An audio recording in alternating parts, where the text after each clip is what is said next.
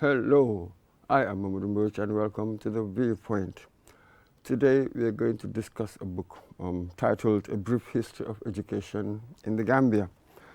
It's got 9 chapters, 119 pages, and published in 2022 by the International Open University. In the preface of the book, this is what is written of the author. Without tracing the roots of the previous system and analyzing its various dimensions, achieving the objective of developing a sound educational system is hardly possible. And for that analysis, original, authentic, and reliable sources are a must. The book in hand, A Brief History of Education in the Gambia, is one such document, produced by my guest today. You will get to his name later. He's a researcher, philosopher, and a reputable educationist in the Gambia. And when we look at his CV, one can see the stellar career he has had so far. Currently, he's the Vice Chancellor and President of the International Open University and has taught at the University of the Gambia for 8 years. Afterwards, was with the UNESCO, with the National Commission for UNESCO, and afterwards became a representative to the executive board of that body. Not only that, he's also an administrator, a civil servant, because he has been a permanent secretary in the office of the president, the Minister of Higher Education, Health and Social Welfare, Youth, Sports, and Defense. And of course, for that, the education as well, exemplary. Had his first degree, his bachelor's degree, with the St. Mary's University, Halifax, Nova Scotia, in Canada.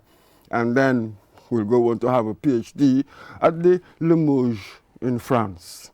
He is the distinguished academic, literary critic, editor, and researcher, Dr. Charles Omar Barry. Welcome to the Viewpoint. Thank you, Mr. Mbuch. Thank you. Absolutely. You see, what I found gratifying in reading this book is that not only did it give me nice tidbits of historical detail, you know, the sort of stuff that you can show off about in a conversation, the year this happened or the year that was established, right. something like that. But it also gave me something else, a narrative, a kind of long rear view mirror, as it were, of what happened in the past. And sometimes what happens is that once you've got that, it might reset your perspective on things. Exactly. Which I found to be quite valuable. I wonder what induced your interest in writing history, history of education in this country. That's very interesting. If you look at my forward, I did mention that actually I'm not a historian by training. But if you do literature, there's an aspect of history in literature anyway. Certainly if you study Chinua Achebe, Things Fall Apart, you contextualize it, you know that it's about the colonialists coming to Nigeria, finding a people with their cultures and having to, you know, convert them into Christian, and how that clash happened between that culture and that, you know. So in a way, there is always history in literature. I was doing my PhD, studying the literary texts that I can find in the school system. And I said, okay, let me look for a book on history of education to see how this education has evolved. And naturally, what then motivated the choice of text in the textbooks. And I couldn't find any. And I had to then start scratching from here and there, tidbits here and there. National Archives, British Museum in London, and the British Colonial Library, where you have all the old newspapers. So in scratching on that, I was able to gather some information. And all of a sudden, that interest now started to emerge. Then why don't I looked everywhere. I could not find any document which gives us a complete history of education in the Gambia, how it evolved, you know, from the political perspective, meaning policy decisions, from the cultural perspectives, from the religious perspectives. And I read a lot of books, Lamin Sane, for example, the late Professor Lamin Sane. And formerly of Harvard. Formerly of Harvard and Yale. And Yale as well. And also Professor Martha Fredericks, who has written extensively on the Methodists. And I had a lot of other books. And then I decided to gather these books and read them again thoroughly. And I said, look, I might probably attempt at least a brief history. not as a historian, but as an academic, I think there's something to share. So I then started, carrying these tidbits and putting them together. If I tell you that the bulk of this book was big, you will not believe me. I had so many things put in there. And when I gave it to, certain professors of history, like one of them is Professor David Perfect, Yes. I looked at it and said, why are you putting all this information? Specify on education and take away all the rest. It's not necessary. And I felt a bit hot because I knew I wanted to share all that information, but I took his advice. So I started throwing away a lot of information around. And then finally, I ended up getting that book, which is actually reviewed by him with the support of Dr. Ibrahim Assise. So a brief history of education is just giving us a synopsis of how we have evolved from the colonial era, how the first school started, how it has evolved, who really started them, what challenges they face, how government took over along the line, how after independence education started, reforming itself, restructuring itself from the standard format, from the primary common entrance, high school format, from the junior middle school format up to the basic and secondary format. Absolutely. We'll Quite come interesting back. journey. Yes, absolutely, yes. We'll get to that. We'll try to get sort of the key takeaways of each era, perhaps, and see how it is connected or how they are connected to our modern condition. And I have to say the brevity was really part of the virtue, wasn't it, of this book? As Shakespeare says, brevity is the soul of wit. Very witty there. Exactly. And yes, you, of course, as a writer, you need that historical context. People, interact, live within historical context. So you must know that. So now the key takeaways. From the earliest times, I understand from the book that the first people, missionaries, to come here with the Quakers. Yes. How, give us a picture of how it happened and what happened. Okay, I started with the premise that Western education should be differentiated from formal education. I started from that dichotomy because I saw that everybody says formal education, formal education. I said no. Is Western education. Why? Because there has always been education in this country. But it has never been structured within the four-corner classroom, and as a result, people don't see it as formal. But it has a formal structure of its own. The Islamic education we have is a formalized, structured education system, except that it is in the dara. But for somebody who knows the dara, there is that structure that goes on. So it has been here all along. But then let's look at it this way. Banjul never existed till 1816. Or let's say it was an island that was never inhabited until 1816. When the British, expressed interest now to settle and use Gambia as a colony, they first settled in James Island and realized that the ships have still been coming into the estuary, capturing slaves and going away. When slave was already, how do they call it? Condemned. Yes, in Britain. So they said that it's not strategic to be inland. So they decided to come and buy the island from the King of Kumbo. And when they did, the one who was leading the army at the time, Alexander Grant, was a major. He later became a captain. So he decided to settle in Bathurst. And he decided the first choice was to put in cannons that will now face the sea and have Fort Bullen having the cannons facing the sea. Now they have now covered the estuary. Ships can only come with their permission. Once they did that, they decided to build Governor House, which is today the State House that we see in Banjul. And then they realized they have soldiers who have families, but there are no schools. They are on an island. So then Major Grant decided to start the first school. But then he realized, no, that is not going to work. So he contacted the governor, who was the governor covering Sierra Leone and Gambia, who was governor, how they call it, his name skipped my mind now, just now, but I'm sure I will get to him again. He decided that the best option, therefore, is to invite the Christians who have always been known to build schools to teach the religion, because that has always been their mission, not only in the Gambia, but all over the world. So they sent an invitation everywhere. And the first to come was Hannah Kilham of the Quakers. But Hannah Kilham came, with two Africans who, ironically, are also people who are from the Gambia. They called them Sandani and Mahamadi, you know, and you will see from their names that actually they were Muslims, but they were Christianized and they were taught Christian education. And when Hannah Kilham came, he decided he would break it into two groups. He had one group in Bathurst and one group in Bakau. So they went to Bakau, they met the Alcalo, and you will see Hannah Kilham narrating this in his own memoirs, how he met the Alcalo, and there was a long discussion, and they said they wanted to build a school there. And in fact, it was an agriculture school. Because he looked at Bakau, looked at the sea, he said that no, it should be an agriculture school. But in Banjul, they wanted just a simple school that would start giving some kind of religious education. But it didn't succeed for Hannah Kilham because, you know, she was called back to go to Sierra Leone. So she decided, then John Morgan, who is from the Methodists, just arrived almost the same time in 1823. So he said, John Morgan, okay, you know what, why don't you take over? Because I don't have somebody to leave these schools with while I go. So John Morgan took over the schools, and John Morgan waited for his colleague, his counterpart, and once his counterpart came, and they started now exploring. You know, they have the school already, and they started exploring.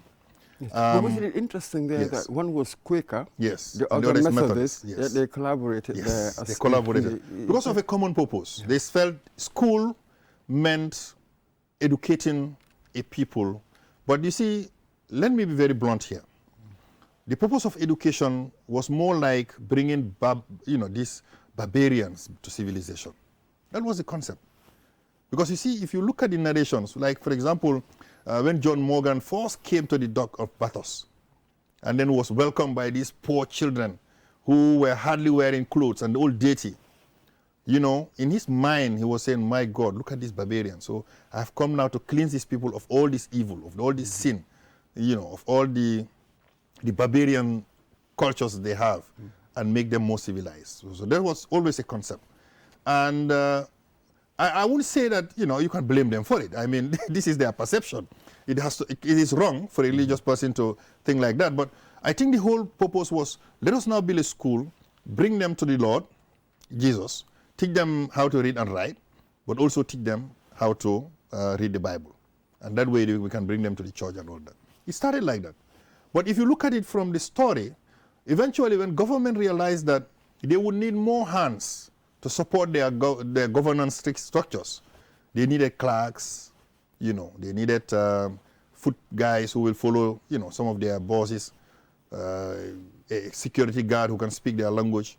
Then they started getting interested in getting some of these students. That is it, because here the background is, of course, that the missionaries, they were really sponsoring themselves, weren't they?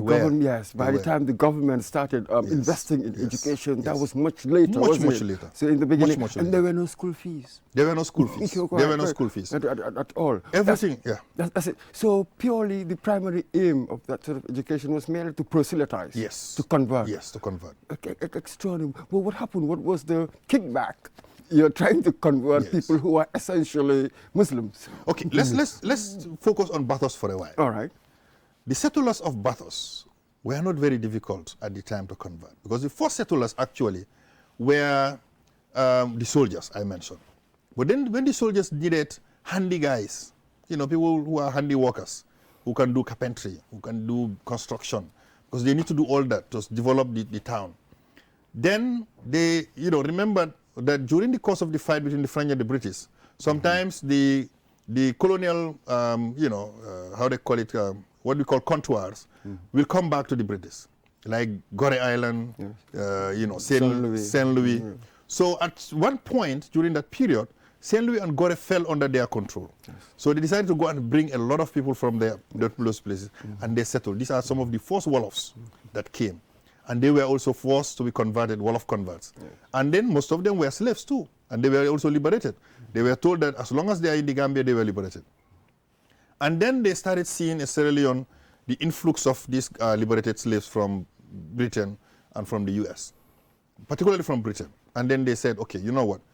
Why don't we take most of them, bring them over to Bathurst to also support in the establishment? So these are the first settlers. And naturally, with the first settlers, they were not very difficult to convert. And then you started having now an influx of other business people who started crossing the river and then coming over. Remember, there were no bridges then. So you had to cross from the South Bank and cross from the North Bank. So they started crossing to Banjul. Then they started establishing some businesses. And this is how we started bringing out these small towns. You know, you have the Jollof Town, you know, you have the Morecambe Town, etc. So this became the settlements for the poor people.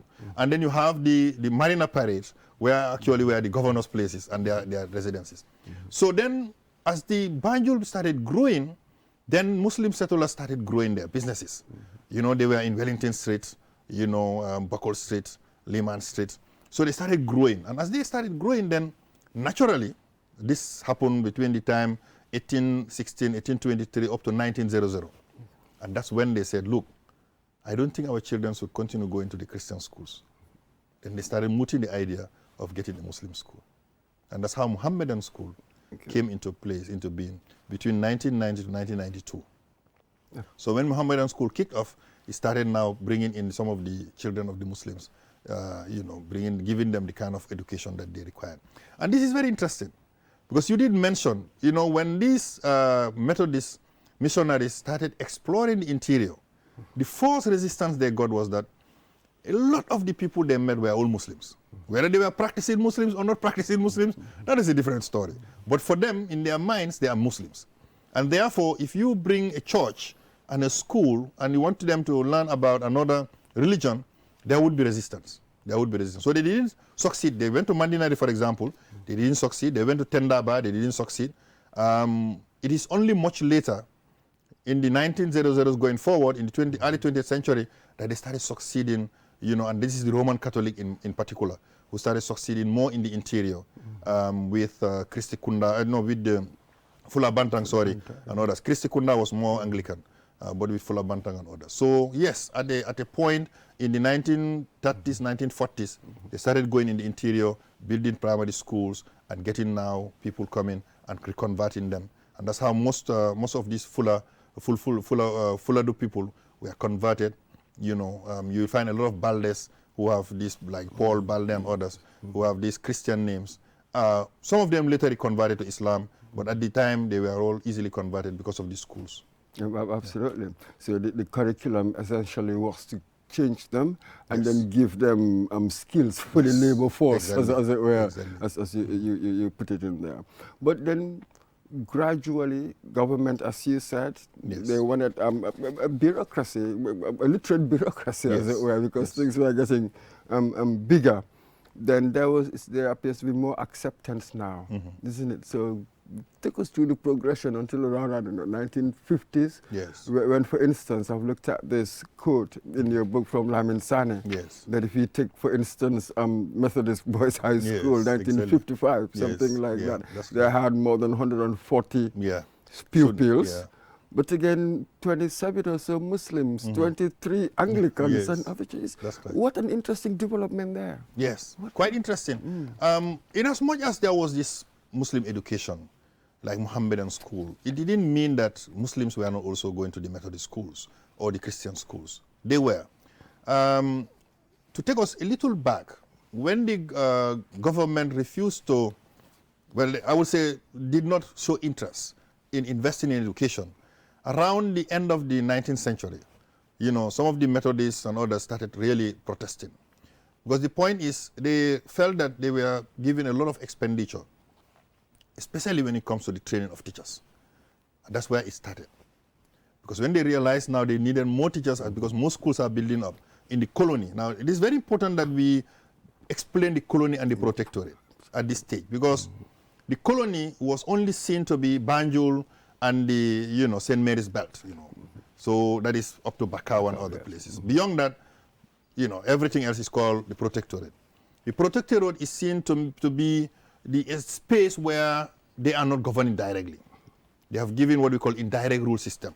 So they have chiefs in their, you know, localities who will govern independently. They will not interfere, but they will only go and collect taxes. Or if they have any business interests, they will go to those places using traveling commissioners. So they will settle in Bathos and govern everything in Bathos. So those in the colony are the ones that have actually the privilege of getting the schools in this early stage. The protectorate was completely ignored. The only school that they started building, and you know, I mean, the Christians started building in 1833, for example, the Methodists settled in Janjambure.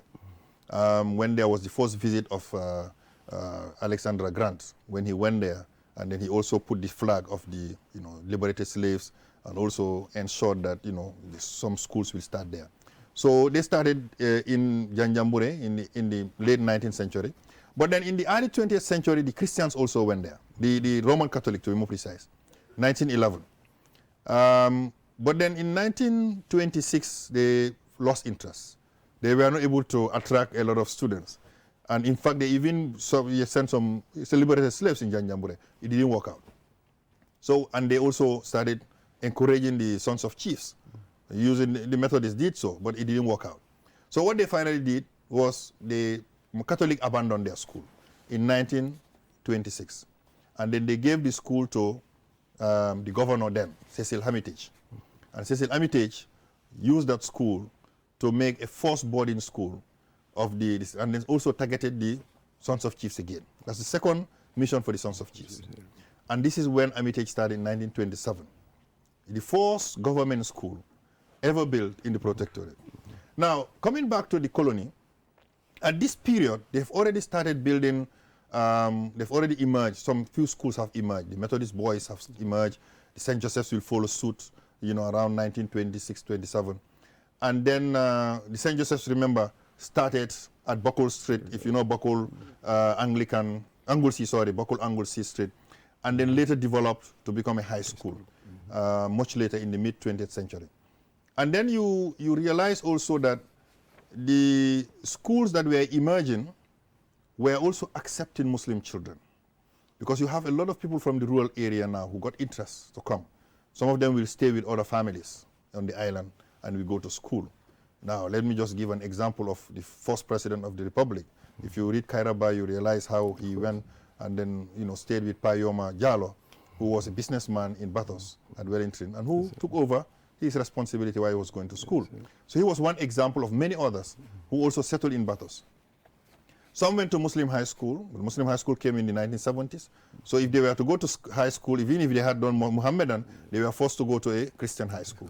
So that's how they started going to the Methodist Boys High School and the Methodist Girls High School. St. Augustine's High School was already there, and St. Joseph's. In the 1950s, government realized that it was time to really restructure education. And then they came up with the suggestion to amalgamate schools. So they made the suggestions both to the Roman Catholic and to the Methodists. The Roman Catholic refused. They said, look, we will maintain St. Augustine's as is, and we maintain St. Joseph's as is. In our own Christian way, we don't mix the male and the female.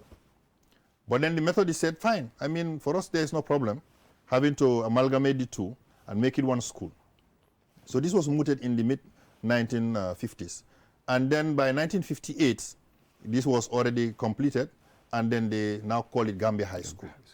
And they started building the first science block there. But the first science block was not done in 1958. What happened was they had to squat somewhere. So they were squatting at Albion School today, where the school you will call Albion today, which is on the Nelson Mandela Street, or what we call Cameroon Street, with Lehman Street. So this is where they were, the Methodists. In fact, that's where they also built their first bookshop. If you remember the Methodist bookshop, just at the edge of that road, at Buckle Street. And then when they finished building the science block, if you notice, the science block is the building that is very close to the gate that is facing the arch. That's where the science block was. That's the first building they built.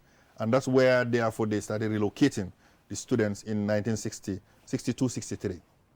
And then Jawara, when he was just a premier, that was one of the first schools he opened. But he did open it in 1958, but then he was a minister of education. He inaugurated the school. That's very true. It was only later when he became a premier, when we were on self-rule, that he came back to reopen the school in 1963. And now students started transferring there, and then school started prospering. But St. Augustine's remained where it is. Remember, it was in Hagan Street until they bought the land on this side and then built it close to where you find Gambia High School now.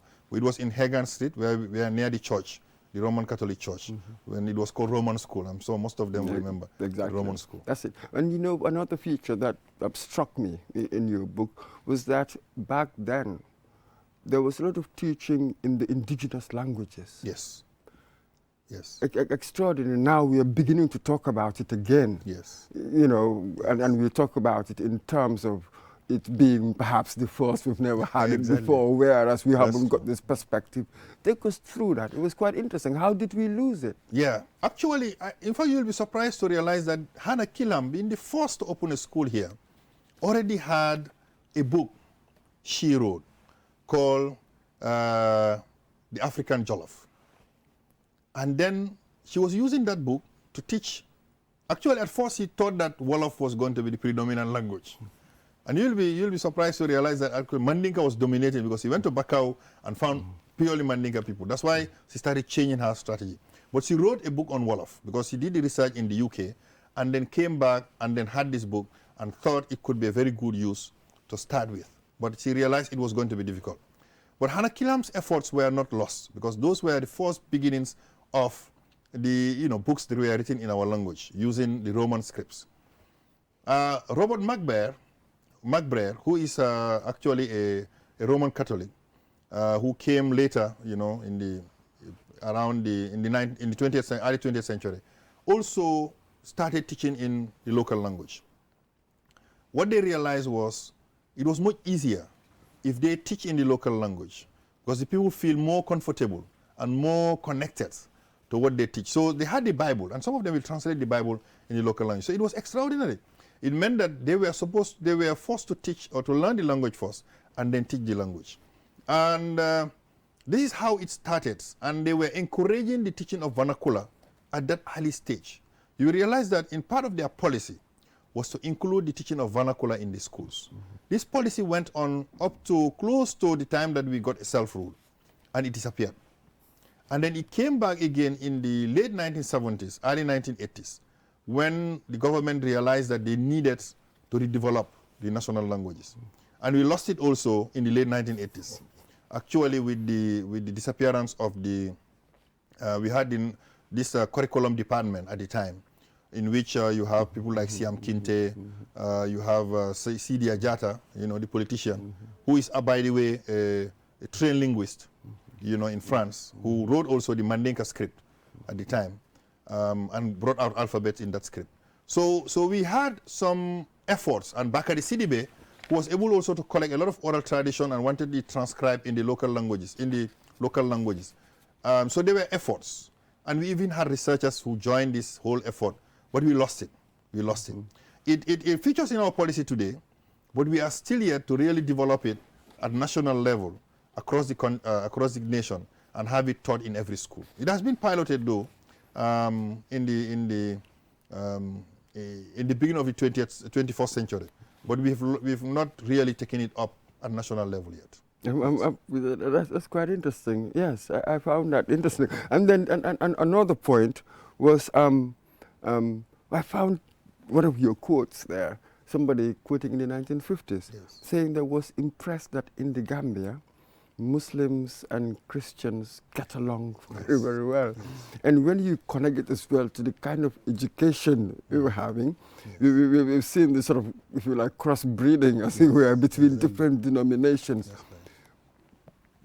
That sort of the foundation for today, what we call Gambia. We are so tolerant when it comes to religion and even ethnic groups. We are compared to other countries, when perhaps, hope I'm not blowing too much trumpet here, but we seem more tolerant. That's an interesting bit.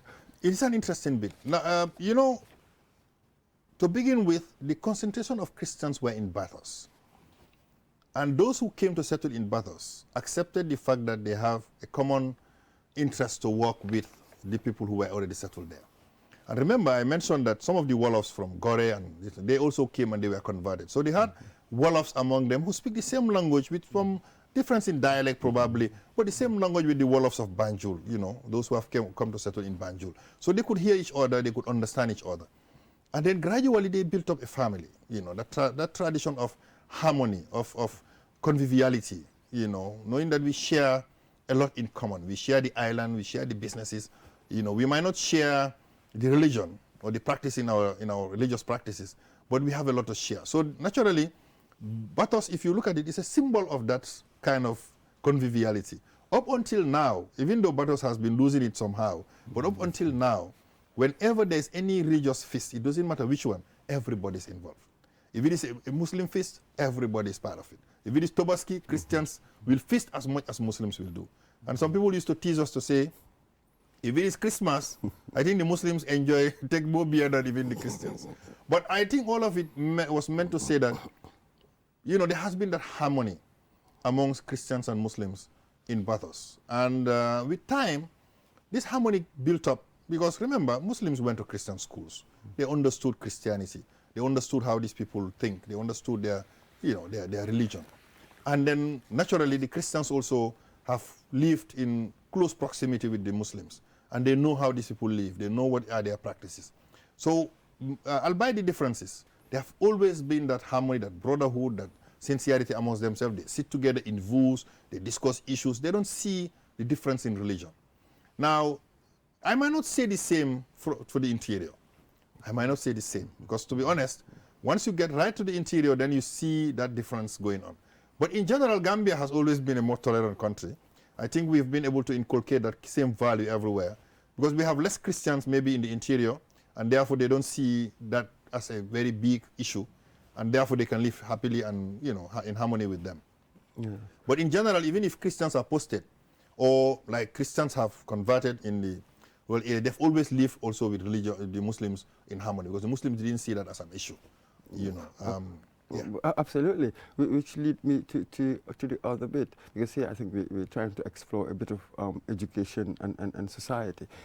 So I wonder, can you see any other areas where perhaps that history of education we've had, how that influenced the evolution of our society? Can you see that the traces in other aspects of our society? Yes. Here we are talking about the religious element, how it has created harmony. Can you see it in other areas? Yes. The influence of that history, that experience on today, yes, where we're going today. Okay, let's take it from a more wider context. All right. The French also came to, you know, do the same thing, like prioritizing using religion. But contrary to the French, you know, the British decided to leave people to live their lives. Apart from the conversion, they live their lives. But they impose a little bit their rules, their governance system. The French people said, no, no, no. We want them to live like we live. We want them to eat fromage on their table. We want them to eat the baguette, that is the bread. We want them to love, you know, the red wine and the white wine.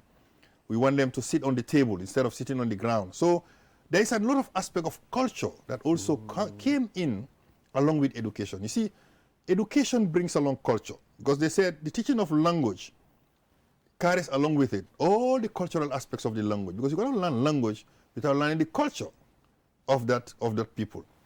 Naturally, the language is in context. You know, you learn it in a restaurant. How do you order your food? What kind of food do you order? What kind of clothes do you wear? You know, how do you sleep? How do you talk to people? What is the ethics in talking? What is the ethics in eating on the table? So all these things are part of the life of the people you are learning their culture. And you learn their language, you learn their culture naturally. So eventually, yes, there has been some kind of influence, cultural influence on the people. Then you bring now the religious aspect of it. You realize now, you will say probably there is a clash between the Muslim and the Christian. Unfortunately not. No. What the people did was they were able to absorb what best they could and still live their lives in their cultural setup, in their cultural environment. Gambia is very typical about it. Senegal is very typical about it. Mali, Guinea-Conakry, others. Maybe if you go beyond that zone, maybe you will see a different story altogether. Yes. Certainly because for some reason, because of the religion of Islam, some of us are still tied to our other cultures. Yes, because Islam didn't condemn all the cultural practices. It accepted certain things. And as a result, we still maintain some of our own cultural values. It could be in the clothing. It has changed a little though. It could be in the way we relate to each other. It could be in some of our cultural practices, in the dances, in the music, in all hosts of other things. So it has been, it's one of the layers, isn't it? Exactly. I like the image of seeing a society as a kind of palimpsest, what Teju Cole in his book, Palimpsest. Yes. So we've got all this layering. We have all this layering. And what makes it beautiful is that we can fit in the layers very easily. You can find someone within the cultural context who can fit easily within the European context and can adopt and then live with it. And that brings that kind of multi-diversity, that kind of cultural diversity, and what we call the melting pot of cultures, so that we easily merge and we became one. You look at the Christian on Sunday wearing this very beautiful tie, or three-piece suit going to church. You look at on Friday this Muslim wearing this big boo-boo going to the mosque, and you find these people living together. You look at the type of food they eat. They still eat the kind of cultural food they love to eat. Yet they could still eat the European food that they are used to because of the education that they have got on. Some of us have traveled abroad and have been exposed to a lot of other cultural European cultures and have come back. And we can see we can still merge that culture we have along with our own culture and live in harmony with it. And that brings... It's a bit like what Senghor once said, that yes. Hybridity is my authenticity. Exactly. This is the reality. Exactly. And that brings richness also. Because you see, above everything else, culture is just what you borrow from a lot of others and then create something different for yourself. Absolutely. Yes. Because you see, one can study in Russia and still have a British upbringing. You study in Russia, you are a Wolof. So you have all these three amalgamated in you. And in a way, you will carry some little bit of Russian, because you cannot just abandon it. You'll have a little bit of British, but you still have a little bit of your Wolof. And all these three can match in your home, and you can see it either in the decoration of your house, you can see it in the way you live in your house, you can see it in the way you interact with your children, with your family. You can see it in what you love to watch on TV, something like that. So, yes, it's part of what we call vivre. Yeah. Life. It's a part of way of life, how you live. And some of us would probably wearing African dresses most of the time. But if you get to our home, there's a lot of, Europeanness in the way we work. You come to our office, the same. So that melting pot that I've just mentioned is more pronounced if you are within this zone of Africa. Senegal, Mali, Gambia, Guinea-Bissau, up to Guinea-Conakry, going further. But the moment you get out of that zone, then you start seeing other cultures having more influence on the people, and the way of life have changed. That's it. But then here you begin to realize that sort of this synopsis you've given from 1823, yes, thereabouts, till afterwards, for the purpose of education, what was it? It was primarily to civilize these people that have that religious aim. But then you gradually see it, how it's co-evolving, as it were, with society. Yes. in many ways, yes. Exactly. So it's like we create education, the syllabus, which are really like cultural goods that we want to transmit to our children. Yes. But they also come back. This knowledge also comes back to change us. Yes. So this dialectical, yes, you can call it that, yes, the relationship, as it were, between these two things. So now, where are we now, given all these strands, the streams of influence? Where have we reached now, I wonder, in terms of our education, what we need to do? There's always this nagging question about our education, whether this is really the kind of education we should have had all along. I think it has been debated, discussed. I think we should confess one thing. We've always adopted an education that has been brought to us. And even though we've had several efforts in restructuring them, but the question is, who was actually the initiator of the structuring? Was it us? Was it independent of us, or was it a kind of an organized, I wouldn't say control, but organized and influenced somewhere? I would opt for the second, that it was influenced somewhere. Let's look at it from this perspective. I'll come to Gambia compared to the other West African countries that are sharing the West African Examination Council, which I also mentioned in my book.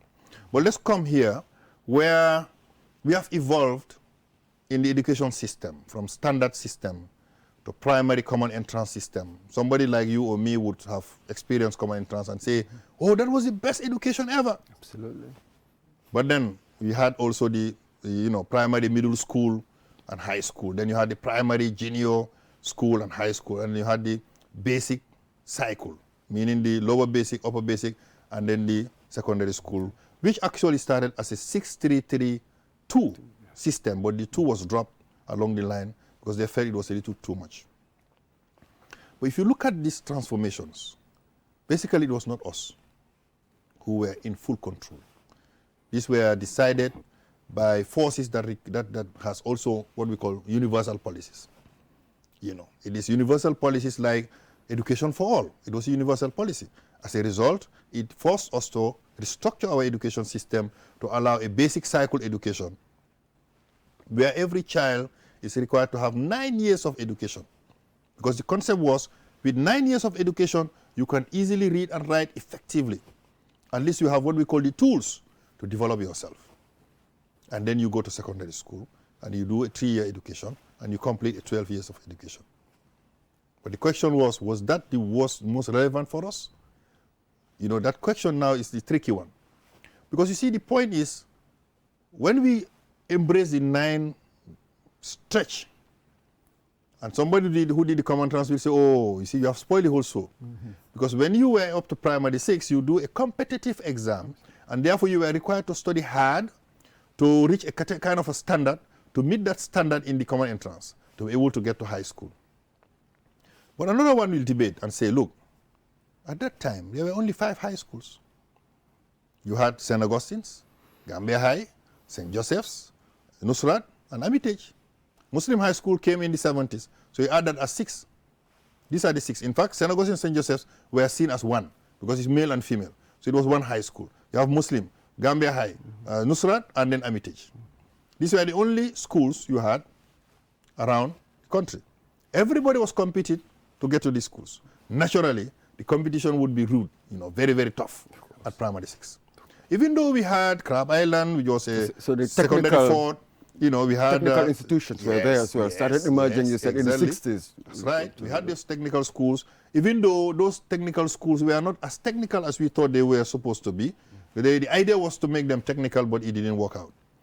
And what happened really was, if you did not get the pass mark, not fail, if you don't get the pass mark for high school, then you could probably opt for a secondary technical. If you don't get the pass mark for that, then you stay and repeat. Or you can opt to repeat because you are vying for a high school. So this is why the competition was rude. So those naturally who went to these high schools were the best. We are the best of the best in the country. So they will excel. Their quality would be high. So that could be the response. However, if you get back now to our new system, what is the problem? Has quality watered down? The answer is easily yes. And what could be the problem? Naturally, it's because when we started access to education, we started building a lot of classrooms, a lot of schools around the country.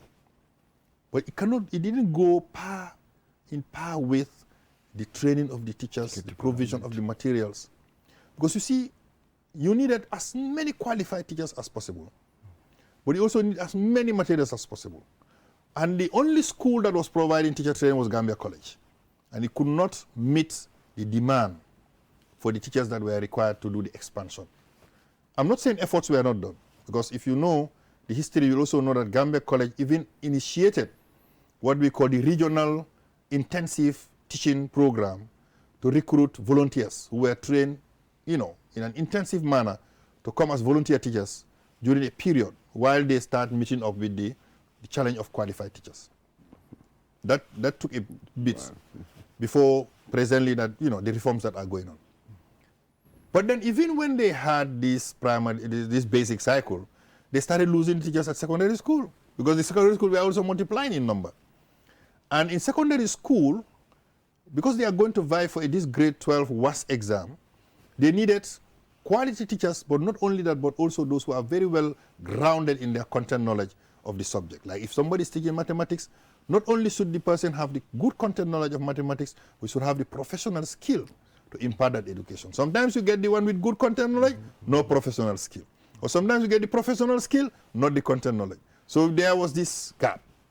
And as I speak now, the ministry has been working diligently in ensuring that that gap is covered. But it's still yet to be covered. And this is why, naturally, when the grade 12 exams come out, we see these disappointing results coming out. Because we are still yet to meet the number of teachers we require with the number of students. In the urban area here, you can have a minimum, not maximum, a minimum of about 40 to 45 students in a classroom, in the lower basic up to secondary school. A minimum. And that is a lot. Yes, because that is still not effective. At all. But if you go to the rural area, it's worse. Because of the large number of students and the less number of schools, you can have a class that can go up to 60, close to 70 students with one teacher. And that's much more ineffective. But worse still, you will find sometimes in a region where, I'm talking of a cluster, where you have only one secondary school, and then the cluster number of students that are growing, you cannot have them in a morning shift. You are obliged to open another shift. That is how they introduce the morning and afternoon shifts. So the unfortunate thing is if a teacher teaches in the morning shift and is also required to teach in the afternoon shift. I've been a teacher myself. I'm sure you know what that experience means. There is no way you can perform equally well in the morning as in the afternoon. So naturally those in the afternoon are not always favored. So they are, let's say they are the ones who normally lose. This is why in some schools they swap them sometimes. You know, they have some people come in the morning and in the afternoon. At some time they swap them in the following year and all that, so that the other ones will get equality. But there's still a problem. There's still a problem. yes, and I do hear some people even talk about what they call the sort of the two-tier system, Yes, as it were, exactly. in education here. Yeah. There's a kind of educational apartheid in which perhaps the rich, those who are well off, can Yes. send their Yes. children To better to schools. much better schools, Yeah. high fee paying, and then you have a lot of people at the bottom of this pyramid. Yes. I mean, sending their children to schools and state schools. Yes, we are Yes. saying we've not Yes. invested much perhaps in Yes. teachers. Exactly. In the end, I was at QIT, what we call Quantum Institute of Technology, Yes. a tertiary institute, and we could see the products of the secondary schools, exactly. and one was really quite amazed by the quality. Exactly. Certainly, our solution here will have to be a long-term plan, isn't it? It should be. Given the nature of what Yes. was going on. But if we could, what do you think we can do immediately? Things that are doable, Yes. as it were, right now, what we see, what we think are some of the shortcomings. Yes. What is doable right now? Yet understanding that obviously this is a long-term project. Yes. But always there's really something one can possibly do in the short term, Yeah. medium term. I Yes. wonder. What would you suggest? I wonder. Okay, let us look at what we are facing. First, we are facing an education system where the madrasa is left out. When I say the madrasa is left out, it doesn't mean they are not recognized. They have been given support and all that, but it's not fully integrated in our education system. So the madrasa is like a stand-alone education system, and unfortunately, the madrasas are growing in number. So what is happening is that the madrasa people are now getting their own routes and then completely out of the national education system. The only thing that links them is that they are imposing on the madrasa to teach English so that the students will also speak English. Unfortunately, that's not working out because the English they are learning is a foreign language to them. Arabic is already a second language. So if English is a foreign language in a country whose English is an official language, what eventually happens is that they will not get enough of English lessons to give them enough, linguistic capacity to express themselves and have walk of life within the context of our system. So it means that there is still a gap. So we have to restructure that. We have to resolve that. How we resolve that is how do we merge the systems together? How do we infuse some part of our programs within the madrasa, which is going to be delivered in English? Not only the language itself, but even some of the subjects. Yes, sir. And perhaps one worries about whether people who are trained in the madrasas, whether would they also acquire the right skills for them to be able to earn their keep No. Yes, the output so far has shown that the study that we have done so far has shown that most of the people getting out of grade 12 in the madrasa, even they do study maths and science and all that, but they have not been adequately integrated within a system that is purely Anglophone. That's what I'm saying. So what is happening is that there's a mismatch of that education and the context and the situation. So because they are following an Arabic route, and this is not an Arabic country, they are following a system that is purely, in an Arabic context, and they are still facing a system where they will need to struggle again to reintegrate themselves. The option they are doing is they are doing what we call an intensive English course, and then joining some of the universities. Those who are lucky have been able to join some of the university after doing an intensive English course and then doing programs in English at the university, which is fine. It's working out for some of them. But I'm talking of the majority here. That is one problem. So that needs to be resolved. Now, Amana has been the structure that was established by MOPSI to bridge that gap between the, conventional system and the madrasa. Unfortunately, it has not succeeded well. They have been trying. I'm not saying they have not done their bit, but it has been a problem.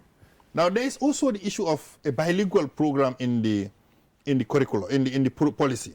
Maybe that should be explored a little bit to bridge that gap. That could be a way of bridging the gap, so that those who are part of the conventional system can be taught as an option in Arabic, and those in the Arabic system can be taught the option of English. But that can also happen only when a policy on that bilingualism is developed, and I think it is about to start very soon. That's it. I mean, as you were saying that, I was just sort of thinking of what the former governor of the Central Bank of Nigeria and former Emir of Kano, Sanusi, the brilliant in a lecture, that one of the failures, in his view, one of the failures of Nigeria was that they didn't take seriously the Arabic education, the addresses that people were doing in the north. That's right. They left them behind. So now you are paying the price, as it were, for not doing that. So I'm just putting it in that context that, that should be a cautionary tale. It should be a cautionary tale for us to integrate. And a serious consideration, because a country like ours, with the emerging madrasa schools that are emerging, you cannot stop them because they have everything that is required to establish themselves. There must be a quick policy that should address it quickly to reintegrate them, to see how best they are part of the system. That is number one. The second point is about TVET, technical vocational education and training. From grade 12, we can get up to 12,000 students coming out. If you look at the numbers in the high school, secondary schools, normally they cannot take, outside the secondary school, the universities, normally they cannot take more than 5,000. Let's say they take at maximum 5,000, all the universities existing.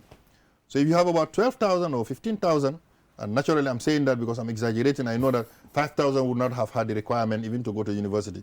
You have the leftovers. What do they do? What are the measures that are put in place to support them? The only option is skills, professional training. There is a lot that we can do in professional training. If you look at the book I have just explained, there has been a lot of effort in developing vocational skills and professional skills. And we need them. When we want an electrical wiring guy, you will be surprised, a Senegalese might appear. When you want a plumber, a Senegalese will appear. When you want a tile guy, somebody to do your tiling, a Senegalese will appear. Somebody to build your wall and then, do your building, the Senegalese will appear.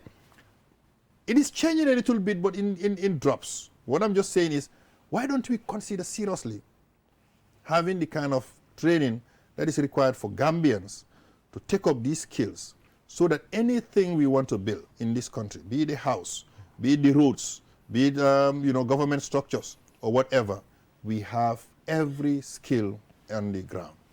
Just to give you an example, I was permanent secretary at the Feature Lake building. I'm sure you know the building. And then there were 2 lifts, these elevators. And what we never knew was that the elevator on our side would never work because it was never fixed in the first place properly. So whoever built that building, in their rush, they fix it badly. So it doesn't matter how much you repair it. A week after somebody gets stuck, you have to open the doors, save a guy life, and then call the mechanics again. And you know where they come from? Always Senegal. Because there was nobody in the Gambia who could repair the lift. And nobody who came would detect that, or maybe if they do, they will not mention it, that the lift has a serious installation problem. It has nothing to do with the operation. It's the installation from the start that was bad. So they will repair, they know they will be called again, and they'll go back because we don't have the expertise. So in short, the expertise is needed. Now, TVET, I will give a cautionary note. Government cannot provide TVET in this country. And you can take this to the bank. It must be the Tibet private must be sector. the private sector. The government must support private sector to expand. Let me give you examples where government failed. GTTI had an extension in Mansagonko. It never took off properly. It is still there as a ghost project. GTTI also was tasked to take care of Julangel. If you go to Julangel, Mankunda, you just take the road off on the left side going to Basse, and you go up to Julangel, you'll find a very big structure there built for skills development. It didn't serve the purpose for which it was built until now, even though it is still doing some skills development. But I'm saying it's at a larger scale. So we have yet failed, and we have Ndemban, which has not worked. So in short, what I'm saying is, I'm not saying our efforts were futile. I'm saying probably we are doing it wrongly. That's a perfect place where we can stop. I suppose this is the virtue of history. Yeah. You look at how things have been done in the past, and then what you can rectify, redress, exactly. You do it so for the future. Yes, sir. Thank you very much. I'm Dr. Chero Amabari for the very stimulating and revealing, as it were, discussions there on the history of education in this country. It's a wonderful book, A Brief History of Education in the Gambia. As you can see, go out and get it. Thank you very much. Goodbye. Until next time, I'm Mudumbuch.